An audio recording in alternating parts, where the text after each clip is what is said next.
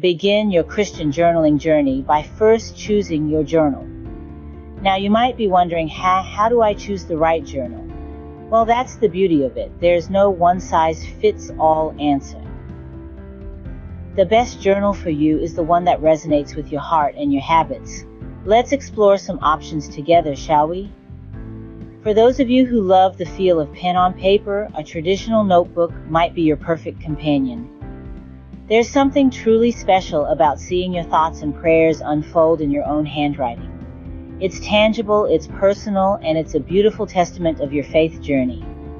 Now, if you're someone who loves technology and finds it easier to type your thoughts, then a digital journal could be your pick.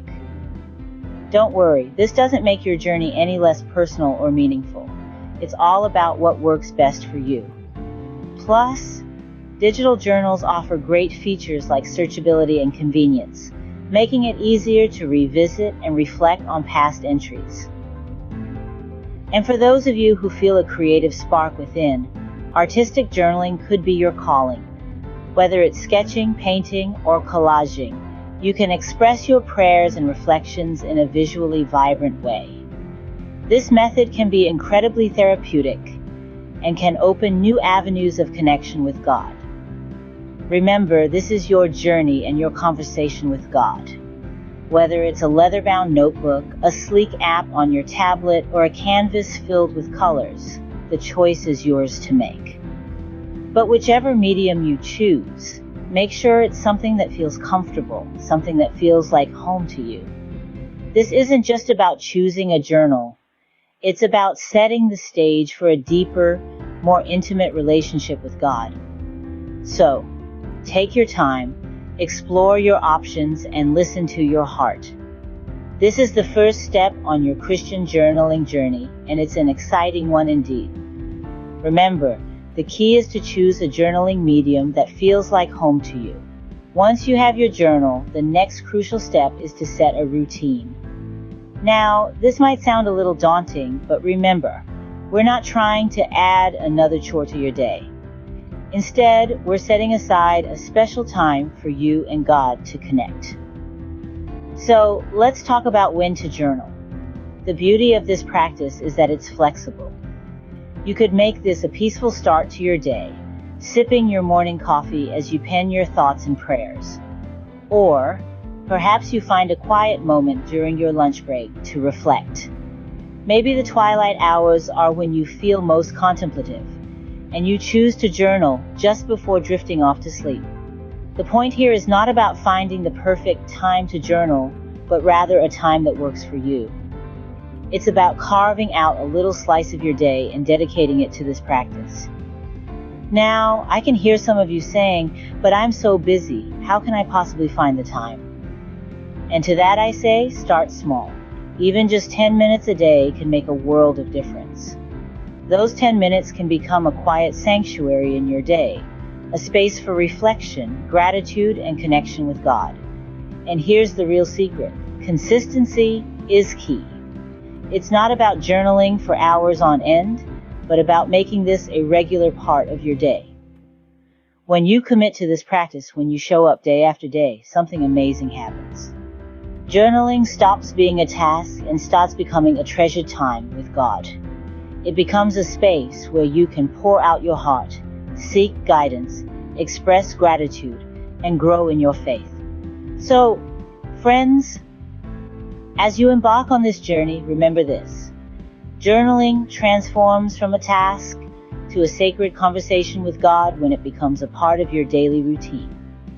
It's not about perfection. It's about showing up, being present, and opening your heart to the divine conversation that awaits. Before you even open your journal, take a moment to pray. Yes, you heard that right. Even before the pen touches the paper or your fingers hit the keyboard, pause. Why, you might ask? Because prayer is the key that opens the door to a meaningful journaling experience. Journaling isn't just about emptying your mind onto a page, it's about inviting conversation with God. It's a spiritual practice, a sacred space for reflection, learning, and growth. And that's why it's essential to begin with prayer. You see, when we invite the Holy Spirit into our journaling session, we're not just asking for company, we're asking for guidance. We're saying, God, I'm here, ready to listen, ready to learn. Guide me, show me what I need to see. Help me understand what I need to understand. We are surrendering our thoughts, our words, our very selves to His leading. And that's powerful, friends, because when we surrender, we open ourselves up to divine wisdom and inspiration. We allow the Holy Spirit to illuminate our thoughts, to bring clarity where there's confusion, peace where there's turmoil, and hope where there's despair. So when you sit down to journal, start with a simple prayer. It doesn't have to be lengthy or eloquent, just sincere. Ask the Holy Spirit to guide your words, to open your heart to any insights or messages that might come through. Remember, this is a conversation with God. Let Him lead the dialogue. And as you write, keep your heart open. Be receptive to whatever comes up. You might be surprised at the insights and revelations that appear on the page, because that's the beauty of journaling. It's not just about recording thoughts or events. It's about connecting with God on a deeper level. It's about reflecting on His Word, growing in understanding, and strengthening your faith. So before you dive into your journaling session, take a moment to pray. Invite the Holy Spirit in, ask for guidance, clarity, and an open heart. Because remember, journaling is about connecting, reflecting, and growing in your faith. Pray before you start. When you begin to write, remember to be authentic. These are words that you should hold on to throughout your Christian journaling journey. You see, authenticity is the heart of this practice. It's about having a real, honest, and personal conversation with God. Now let's talk about what being authentic in journaling looks like.